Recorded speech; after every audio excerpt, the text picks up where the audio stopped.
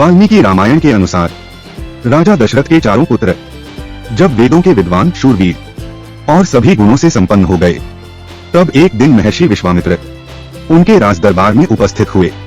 तब राजा दशरथ ने उन्हें अर्घ्य निवेदन कर उनके शुभ आगमन का उद्देश्य पूछा, साथ ही उसे पूर्ण करने का आश्वासन भी दिया।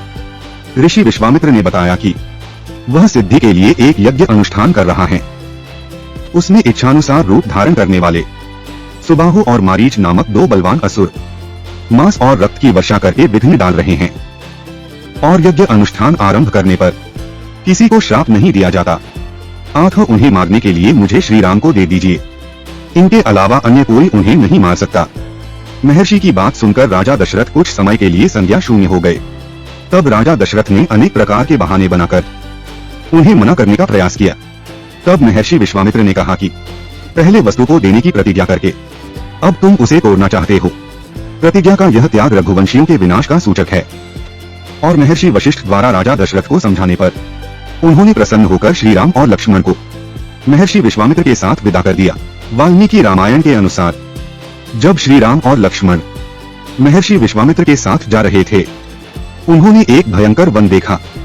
उसके बारे में पूछने पर महर्षि ने बताया कि इस वन में ही इच्छानुसार रूप धारण करने वाली सुकेतु नाम से प्रसिद्ध यक्ष की पुत्री यक्षिणी ताड़का रहती है, जो बुद्धिमान सुन की पत्नी है और मारीच नामक राक्षस की माता है। ऋषि अगस्त्य के श्राप से यक्षिणी ताड़का नरभक्षिणी राक्षसी बन गई थी। तब महर्षि विश्वामित्र ने श्री राम से उसे मारकर इस वन को निष्कंटक बना देने के लिए कहा। तब श्री राम ने धनुष के मध्य भाग में मुट्ठी बांधकर प्रत्यंचा पर तीव्र टंकार दी, जिसकी आवाज से चारों दिशाएं थर्रा उठी। ताड़का भी उस आवाज को सुनकर रोष में भरकर उस दिशा की ओर तेजी से दौड़ी जिधर से आवाज आई थी।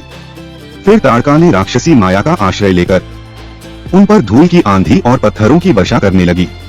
तब श्री राम ने अपने तीखे बाणों से उस निशाचरी के दोनों हाथ तथा लक्ष्मण ने उसके नाक कान काट डाले और अदृश्य हुई ताड़का पर प्रभु श्री राम ने शब्द भेदी बाण का संधान करके राक्षसी ताड़का की छाती में मारकर अंत कर दिया। लाइक, शेयर, सब्सक्राइब कीजिएगा।